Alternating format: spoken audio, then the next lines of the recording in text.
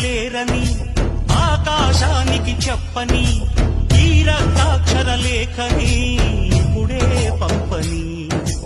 అన్నం పుణ్యం ఎరగని మా సీమకిరా రమ్మని ఆహ్వానం అందించని మెడిసే చూపుని తొలగింది ముప్పు అని నీలి మప్పు మనసారా నవ్వని చిరుజల్లు ముంపు మన ముంగిలంత ముత్యాలే చల్లని ఆశా సుగంధమై